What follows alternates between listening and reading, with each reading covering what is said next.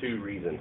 One, my hatred for hardcore street drugs like heroin and crack cocaine and their addictive natures. And then two, my hatred for government corruption. Or by government corruption, I should just say corruption in general. I say government corruption because it's a little easier for the average person to kind of get their mind around the government being corrupt. The truth is you have to back up and ask yourself who actually runs the governments of the world today. Bankers? Why bankers? Well, whatever you want to call them. The elite few people with most of the money in the world, and along with money comes power and influence. Well, these people, or bankers, that have had the majority of the money or riches of the world and influence and power in the world for hundreds of years now, are doing the same things that they've always done. If you want to have a good handle on what's going on in America, just look at the British colonial empire. I mean, even in the 1600s, we had to fight them. 1700s, we finally gained our independence, you see. Well, this British colonial empire has been reigning and ruling in the world for hundreds of years. One of the things that the British Empire did was they found opium poppy plants that grow along the southeastern mountain range there of Asia.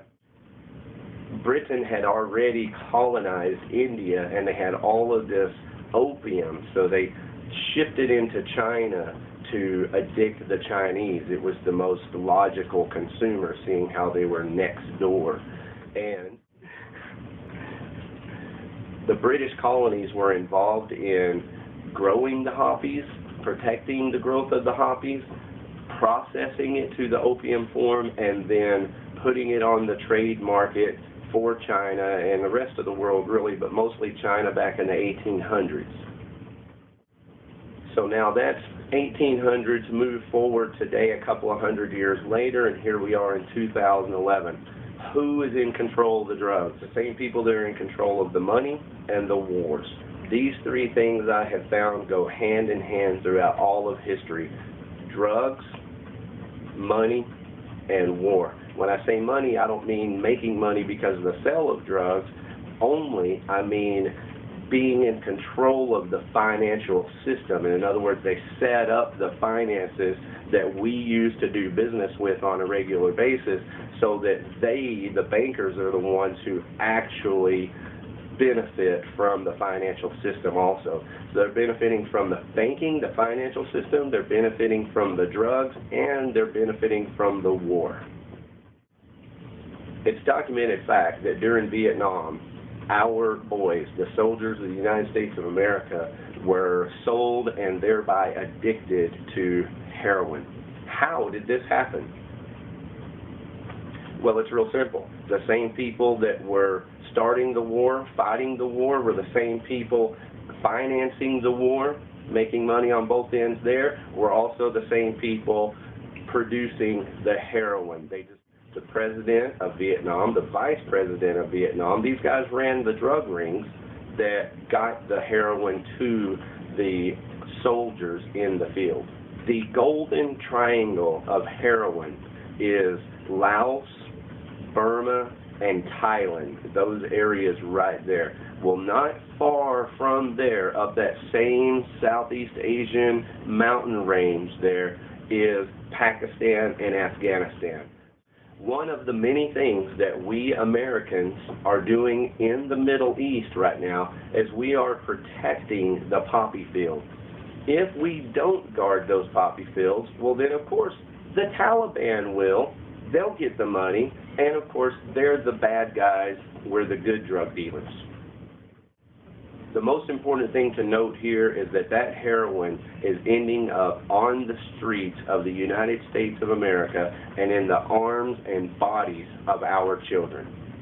So we have established that the bankers are the ones controlling the drug trade, have for hundreds of years. Why would we think that anything has changed?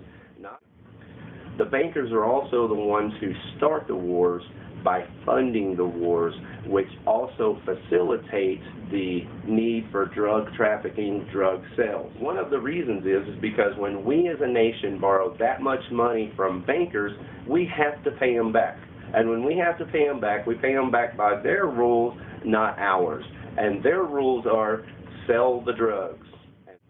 So this is a theme that you see in all wars, in all conflicts. Three things that go hand in hand are the bankers funding the wars themselves taking place, which means that somebody's getting killed, and so therefore liberty is not being respected. And then finally, drug trafficking to pay for the wars.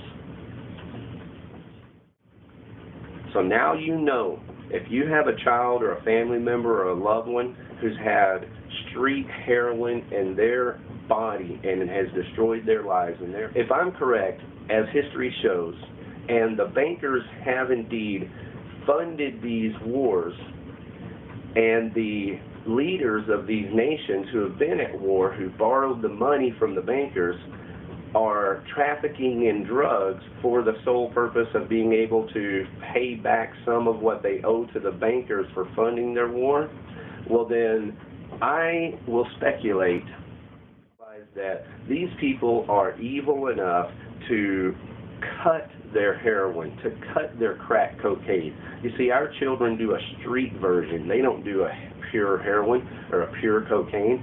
They do a street version of the drug. And so I don't believe it's speculation.